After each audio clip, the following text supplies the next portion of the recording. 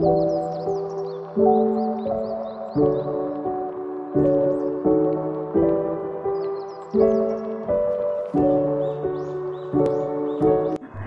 nama aku Kristalina Apriliana Santos dari Fakultas Psikologi dengan NPM 015. Kali ini saya akan membahas tentang salah satu tokoh psikologi aliran behaviorisme, yaitu Ivan Petrovich Pavlov.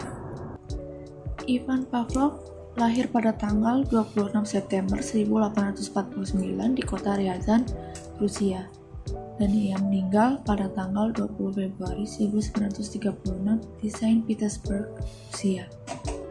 Ivan Petrovich Pavlov adalah seorang ahli fisiologi dan psikolog asal Rusia yang dikenal dengan kontribusinya dalam pengembangan teori conditioning klasik. Ia dilahirkan di sebuah desa kecil di Rusia Tengah. Keluarganya mengharapkannya menjadi pendeta, sehingga ia bersekolah di seminari teologi. Setelah membaca Charles Darwin, ia menyadari bahwa ia lebih banyak peduli untuk pencarian ilmiah, sehingga ia meninggalkan seminari ke Universitas Santo Petersburg. Pavlov pun mengajar pendidikan kedokterannya, lulus pada tahun 1875. Di sana, ia belajar kimia dan fisiologi, dan menerima gelar doktor pada tahun 1879. Ia melanjutkan studinya dan memulai risetnya sendiri dalam topik yang menarik baginya, yaitu sistem pencernaan dan peredaran darah.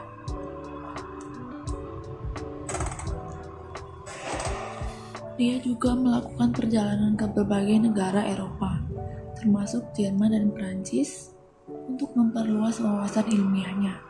Pengalaman ini membantunya mengembangkan pemahamannya tentang sistem saraf dan proses pencernaan.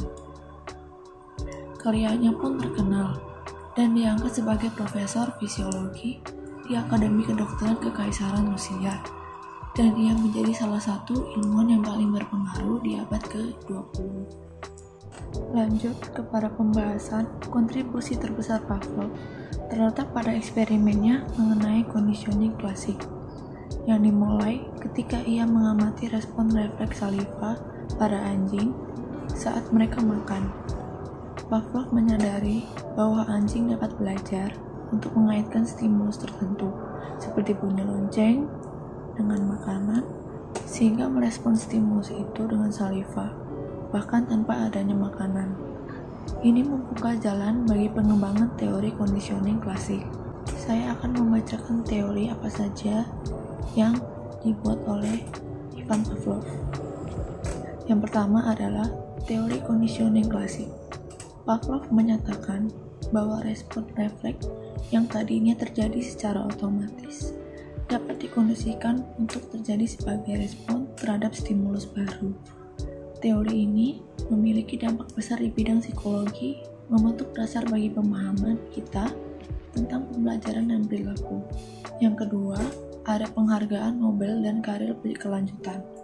Pavlov menerima hadiah Nobel dalam fisiologi atau kedokteran pada tahun 1904 untuk penelitiannya tentang proses pencernaan. Kesuksesannya ini membantu memperkuat reputasinya sebagai ilmuwan terkemuka. Pavlov melanjutkan risetnya hingga revolusi Rusia pada tahun 1917 dan menghadapi tantangan selama era Uni Soviet. Yang ketiga adalah warisan dan pengaruh.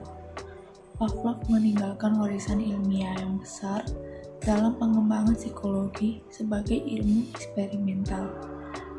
Karyanya mempengaruhi psikologi behavioristik, dan konsep conditioning klasiknya masih relevan dalam penelitian dan praktik pembelajaran hingga zaman sekarang.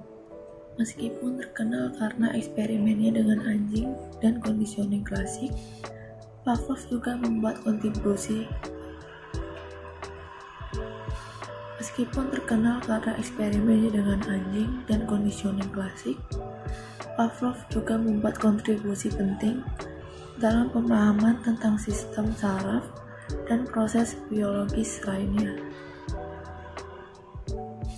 Meskipun terkenal karena eksperimennya dengan anjing dan juga conditioning klasik, Pavlov juga membuat kontribusi penting dalam pemahaman tentang sistem saraf dan proses fisiologis lainnya.